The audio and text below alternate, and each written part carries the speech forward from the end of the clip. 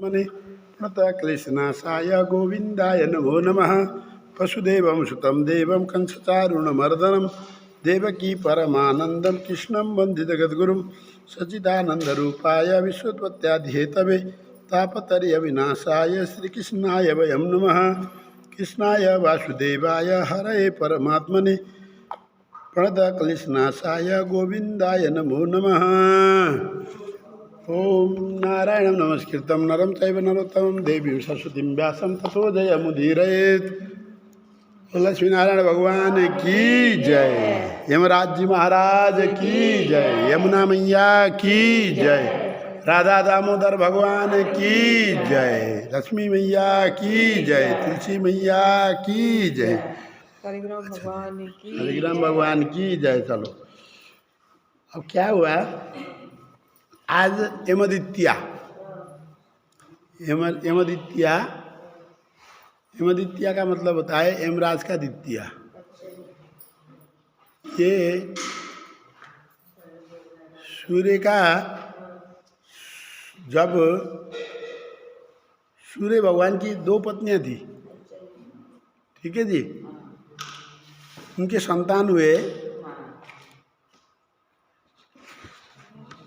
दो तरफ से संतान होते हैं। पहले तो संज्ञा नाम की स्त्री थी, संज्ञा नाम की स्त्री थी, संज्ञा देवी। संज्ञा देवी से शनि महाराज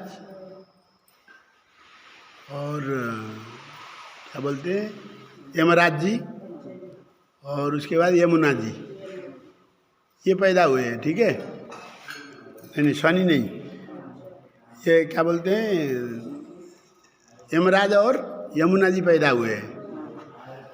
तो उसके बाद संज्ञा पति की तेज को,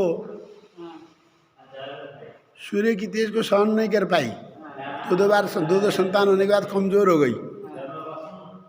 तो वहाँ से वो भाग करके उत्तरी ध्रुव और दक्षिणी ध्रुव होते हैं ना, दक्षिणी ध्रुव से भाग करके उत्तरी ध्रुव में पहुँच गई। जाकर के वहाँ पे क्या बनी, छाया का रूप धारण करके सो गई, इसलिए धूप और छाया। जी, छाया का रूप लेकर के रहने लगी।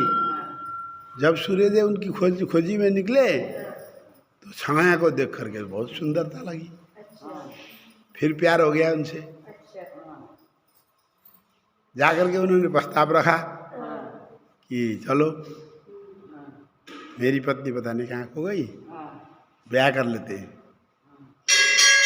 तो उस समय छाया प्रार्थना करती है कि प्रभु मैं आपकी हूँ, आपके तेज को सहन नहीं करके छुप करके यहाँ आई थी, अब यहाँ पे पीछा नहीं छोड़ोगे आप। तो फिर उससे फिर दो संतान हुए थे, सुन रहे जी।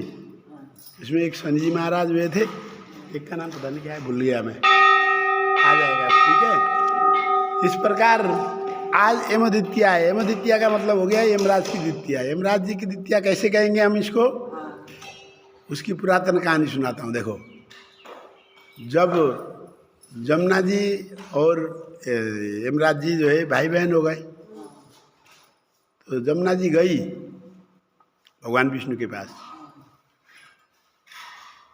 कंप्लेन करने के लिए, ये कैसी ड्यूटी लगा दी आपने मेरे भाई की, जो बहन के यहाँ बुलाती रहती हूँ मैं, तो कहता है टाइम नहीं है, वो कहता है टाइम नहीं है, वो कहता है टाइम नहीं है, कभी भी बोलते हूँ टाइम नहीं है। आज तक देखो इतनी उम्र हो गई, 30-40 साल की हो गई थी, मेरा भाई मेरे से मिलने एक दिन भी नहीं आया। इससे क्या होगा, जन्म कर दिया माँ बाप ने भाई बहन, पर 10-15 साल 20 साल जब शादी से पहले तो घर में रहे, वो बालापन होता है। उसके बाद भाई बहन का प्यार कहाँ गया, कह करके जा करके उन्होंने उनको बोला, तो ठीक है देवी आप निश्चिंत रहो, मैं यमराज की नगरी को भी खाली रख दूंगा। कितने दिन के लिए, 5 दिन के लिए। भाई आपके भाई 5 दिन के लिए आपके पास आएंगे। तो उस पर आशीर्वाद दे करके उन्होंने यमपंचक की स्थापना की थी। भगवान विष्णु जी ने यमुना जी को आशीर्वाद दिया था कि 5 दिन तक यमराज की नगरी खाली रहेगी, बिना राजा की रहेगी। तो इसलिए इस यमपंचक के अंतर अगर कोई गुजरता है तो वहाँ यमराज का सामना नहीं करना पड़ता। और सब तो होते हैं वहाँ, यमराज नहीं होते। तो फिर एक बार जब शुरू वाले दिन आए, वो शुरू वाले दिन जैसे ही पहली साल बहन के यहाँ आए तो 5 दिन में मरे हुए कि वहाँ लाइन लगा दी चित्रगुप्त ने। चित्रगुप्त उनके दाहिने आते मैनेजर है। हमारी पाप और पुण्य का लेखा जोखा रखने वाले चित्रगुप्त, नाम ही चित्रगुप्त है। गुप्त से गुप्त बात भी वो चित्रित कर देते हैं, बता देते हैं, इसलिए उनका नाम चित्रगुप्त रखा गया है। तो वहाँ तो लाखों की करोड़ों की भीड़ हो चुकी थी 5 दिन में। तो बोले ये किस लिए भीड़ इकट्ठी कर रखी है। गए जब वापस गए द्वितीया के दिन बहन के हाथ का टीका लगा कर जब वापस गए तो वहाँ पे क्या देखा, बहुत सारे मरे हुए लोगों की भीड़। तो उन्होंने क्या कहा, अरे क्यों यहाँ इकट्ठा करके रखा है, कौन पापी है, कौन धर्मात्मा है, किसको कहाँ भेजना है, क्या है। मैं थोड़े भेज सकता हूँ जी। अगर गलती से किसी को स्वर्ग वाले को नरक भेज दिया, नरक वाले को स्वर्ग भेज दिया, तो फिर आप क्या कहोगे, कल आगे पनिशमेंट दोगे मुझे। इसलिए मैं इकट्ठा करता रहा, जो भी आया हुआ है लाइन में बैठो, 5 दिन बाद आएंगे धर्मराज जी, तब होगी तुम्हारी उपचार। जी मैंने तो इसलिए रख दिया। तो यमराज जी भी अजमंजस हो गए, अब इतनों का फैसला करना है, बाप रे बाप क्या होगा। तो उन्होंने हरि स्मरण किया। तो हरि स्मरण किया तो हरि से अंतर्ध्यान होकर के हरि के पास पहुँचे। हरि ने स्मरण करते करते हरि के पास पहुँचे। भगवान नारायण के सामने कहा, प्रभु एक चीज़ का समाधान चाहिए। बोले क्या। ये दिन से मैं घर छोड़ के गया हूँ ना, तब से आज तक जितने भी मरे हुए थे उनकी सबकी लाइन लगा के रखा है चित्रगुप्त ने। उनका न्याय करने लगता, मुझे 1 महीने और लग जाएंगे। आप क्या होगा। बोले आपकी अनुपस्थिति में कोई चोर होता है, आपके घर में कोई नहीं है, खाली घर में जाकर के कोई चोरी करके लेके जाता है, तो उस चोर को पकड़ने के बाद क्या कहोगे, गलती किसकी है। घर पे निगरानी क्यों नहीं रखी, माल ताल रखे बैठते हो, अपने घर की निगरानी नहीं रख सकते, गलती तुम्हारी है। उस चोर का कोई नहीं, उसका कर्म तो चोर का कर्म तो चोर के खाना है। तो खुला दरवाज़ा रख करके तुम जाओगे घर छोड़ करके तो चोरेगा ही। कह के चोर को पनिशमेंट नहीं दिया था, मालिक को पनिशमेंट दिया था। ऐसे ही उदाहरण दिया कि आपको तो 5 दिन की विदाई दी गई है। विदा किसने दिया आपको 5 दिन का, आपने दिया। हाँ, फिर इसका मतलब क्या होगा कि अब जो 5 दिन तक गुजरेंगे वो सब मेरे धाम आएंगे, वो किस्मत वाले बनेंगे। सबको पुष्प विमान में बिठा करके मेरे पास भेज दो, स्वर्ग को मनम, स्वर्गलोक प्राप्ति।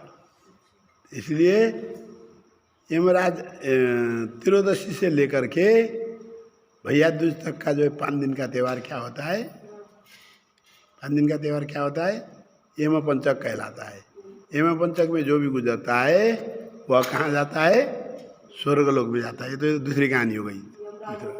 हाँ, यमराज नहीं मिलता है ना वहाँ। अच्छा, दूसरा क्या हुआ, ये कैसा त्यौहार है आज, यमद्वितीया कैसा त्यौहार है। ये भैया और भाई के, बहन और भाई के बीच में प्यार जताने वाला है, खुशियाँ बांटने वाला त्यौहार है।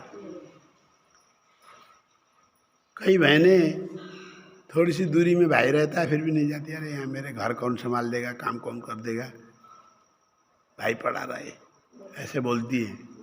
गलत बात है ना, देखो। हाँ, भाई और बहन के प्यार का प्रतीक है। इस दिन भाई बहन के साथ साथ यमुना स्नान करनी चाहिए। हमें आज यमुना स्नान जाना चाहिए था, बहन को लेकर के, बहन भाई होकर के यमुना स्नान करना चाहिए और तिलक लगवाना तथा बहन के घर भोजन करना चाहिए, फलदायी होता है। बहन भाई की पूजा करके उसकी लंबी आयु की कहानी कामना करती है, हाथ जोड़ करके यमराज से प्रार्थना करती है कि मेरे सुहाग की रक्षा करें। इस दिन यमुना जी ने अपने भाई यमराज को अपने यहाँ घर बुला करके तिलक लगा करके भोजन कराया था, इसलिए यह यमदित्या भी कहते हैं इस दिन यथाशक्ति बहन को उपहार देना चाहिए। अभी क्या हुआ आप, अब बहन अमीर है तो बहन उपहार लेके आती है, गिफ्ट लेके आती है भाई को, और देना किसको चाहिए था, भाई को देना चाहिए। ये त्यौहार ऐसा है। एक समय की बात है, ठीक है जी, एक समय की बात है, भगवान सूर्यदेव की पत्नी संज्ञा देवी थी, उनकी 2 संतानें हुई, यम और पुत्री यमुना। ठीक है जी। सूर्यदेव की पत्नी संज्ञा पति की उद्दीप्त किरणों को सहन नहीं कर सकी और उत्तरी ध्रुव प्रदेश में जाकर के छाया बना करके रहने लगी, छाया बन करके रहने लगी। ये तो बता चुका मैं। हाँ, इसी छाया से ताप्ती और शनिश्वर, हाँ ताप्ती, ताप्ती बेटी है वो भी। इसी छाया से फिर क्या हुआ, मोह में फंस गए, फिर ढूंढ रहे थे अपनी पत्नी को, सुंदर देखा छाया को, छाया रूप धारण करके बैठी थी, जाते जाते सूर्य से टकराई तो देखा अरे प्यार हो गया, 1 नयन 2 नयन जुट गए तो प्यार हो गया। तो उसके बाद जो वो बोले ऐसा ऐसा है, तो उन छाया ने कहा कि मैं तो अपनी धर्मपत्नी हूँ। इसी छाया से अश्विनी कुमारों का जन्म हुआ। देखो, इसी छाया से फिर जब वो छाया बनी थी उस समय प्राप्ति और शनि महाराज की उत्पत्ति हुई थी। और उसके बाद क्या हुआ, जो छाया थी, छाया जाकर के कहाँ रही, तो पुत्र प्राप्ति करने के बाद उत्तरी ध्रुव में जाकर रही। सूर्यदेव अभी भी असंतुष्ट है, फिर ढूंढते हुए गए, तो उसने क्या करा था, अश्विनी कुमारों को जन्म दिया। अश्विनी कुमार कौन है पता है आपको, देवताओं के वैद्य। ठीक है जी। पिंगलक नाम का एक राजा था। वो राजा अपनी बेटी के साथ वन विहार करने के लिए गया, वन में गया था। बेटी बोली पापा मैं भी बड़ी हो गई हूँ, मुझे भी ले चलो, कैसा होता है वन विहार, हम भी देख ले। लेके गई थी।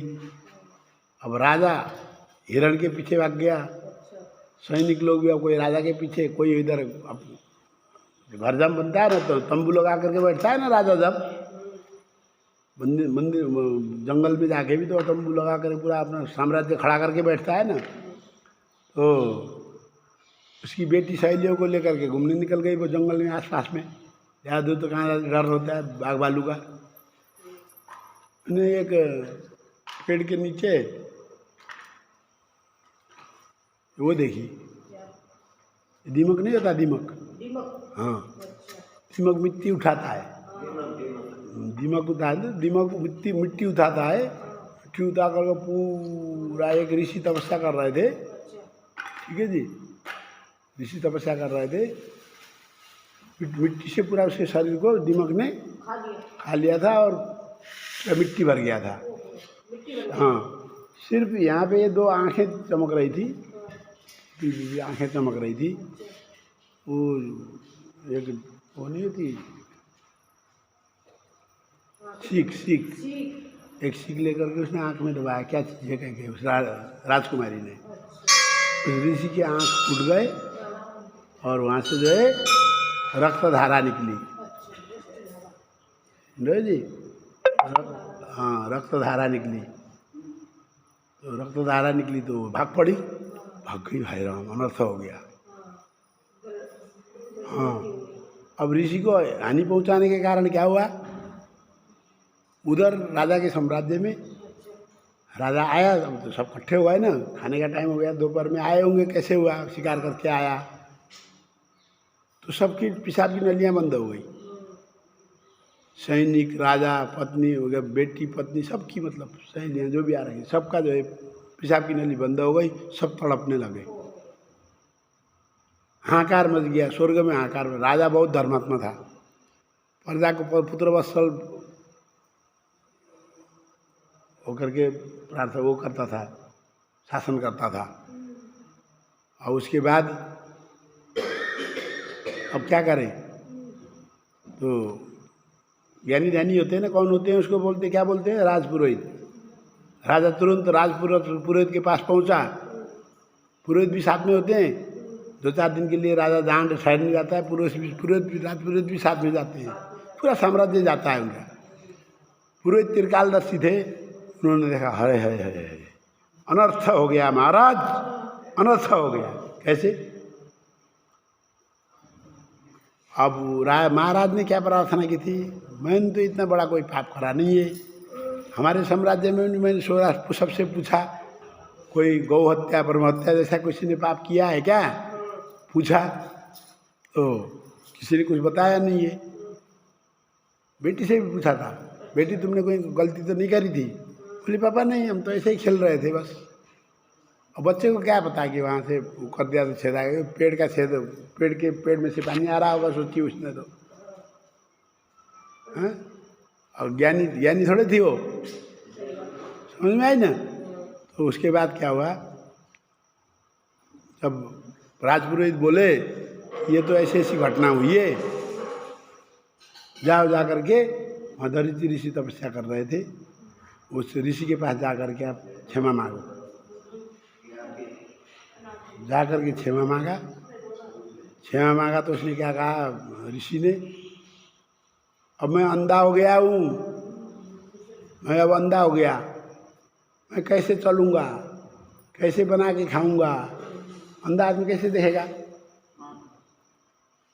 है राम, तुम्हारी पुत्री ने तो मेरा सर्वनाश कर दिया, मेरी जिंदगी को अनर्थ कर दिया, मेरी तपस्या भंग कर दी, मैं क्षमा नहीं कर सकता तुम्हें। हाँ, एक शर्त पे क्षमा कर सकता हूँ कि तुम अपनी पुत्री का विवाह मेरे साथ कर दो। हाँ देखो, 1200 साल का साधु और कहाँ नौजवान 18-20 साल की पुत्री, कैसे दे सकता है इंसान, बताओ। अपनी पुत्री के मोह नहीं होते। पर क्या हुआ, सब तड़प रहे, महाराज जल्दी करो, मरने जा रहे हैं। पेशाब रुक जाती तो कितना होता है, हैं?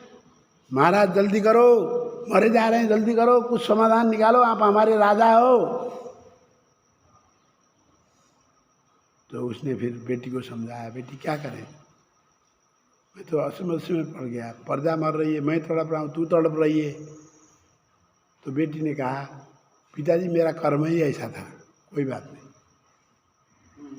मैं इनके साथ रहने को तैयार हूँ, शादी करने को तैयार हूँ। तुरंत वचन दिया, वचन देते कि शादी सबकी, माफ़ कर दिया ना, अब माफ़ करते ही उनका जो है सबका हो गया काम। उसके बाद वह कन्या उस ऋषि की तपस्या स्थल में, उसी कुटी में बैठ करके सेवा करने लगी। ये जो अश्विनी कुमार थे, एक दिन उसी जंगल के ऊपर से जा रहे थे, तो उस राजकुमारी को देख करके, सुंदर थे ना, सुंदर राजकुमारी को देख करके फेरे में पड़ गए।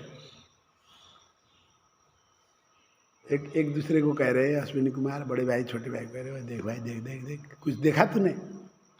नहीं तो देख, नीचे देख, आहा परम सुंदरी, कहीं स्वर्ग की अप्सरा होगी ये तो, वीरान जंगल में क्या कर रही है, चलो चलते हैं। कहे सामने जा करके सुंदर सुकुमार का रूप धारण करके बोली, हे देवी, आप अप्सरा हो, नाग कन्या हो, या क्या हो, इतना सुंदर रूप कैसे है आपका, सुंदर रूप का कारण बताइए। तो वो बोली, मैं तो राजकुमारी हूँ, राजकुमारी तो सुंदर होगी, कैसे भी है, सुंदर होगी। तो आपकी नैनों को देख करके हमारा मन भटक गया, ये अकेली वीरान जंगल में रहती हो आप, हमसे विवाह कर लो। जब उसने ये वचन सुने तो उसने पूछा, आप कौन हो? हम देवताओं के वैद्य अश्विनी कुमार हैं। सही जगह हाथ लगा दिया, देवताओं के वैद्य, फिर तो आप लोग हर किसी बीमारी का उपचार जानते होंगे। ऐसे फंसा रही है, देखो देवताओं के वैद्य हो, देवताओं के वैद्य को तो क्या हुआ, ये वो आकर के नारी पकड़ेंगे, नारी पकड़ते फलाना ठीक हो जा कह देंगे, हो गया काम। बोले ठीक है जी, हाँ कोई सी बीमारी दे दो, करना पड़ता है कुछ। कोई कह देगा एक नींबू ले जाके उतार लेना अपने सिर पे, सिर से 7 बार नींबू उतार करके शमशान में फेंक देना, आप ठीक हो जाओगे, ठीक हो गया। भाई इतने बड़े देवताओं का आशीर्वाद है, वो भी कुछ क्रिया करना पड़ेगी। ऐसे उन्हें बोले हमें कुछ क्रिया करनी पड़ेगी, कुछ क्रिया करेंगे तो हर बीमारी का इलाज है हमारे पास। ऐसी कोई बीमारी नहीं है जिसका हम इलाज न कर सके। तो बोले ठीक है, क्या चाहते हो आप लोग मुझसे? वही है, प्यार हो गया है आपसे, मैंने देख करके प्यार हो गया है, शादी कर लो हमारे से। किससे करूँ शादी, बड़े से करूँ या छोटे से करूँ? उधर दोनों भाई जो है उधर एकांत में चले गए। बड़ा कह रहा है मैं शादी करूँगा, छोटा कह रहा है मैं शादी करूँगा, दोनों में झगड़ा हो गई। सुन रहे हो ना, दोनों में झगड़ा हो गई। वो बड़ा कह रहा है मैं शादी करूँगा, छोटा कह रहा है मैं शादी करूँगा। इन्हें झगड़ते देख करके क्या बोले, फिर बड़े भाई ने समझदारी दिखाई, देख भाई आज तक हम इन चक्करों में थे नहीं,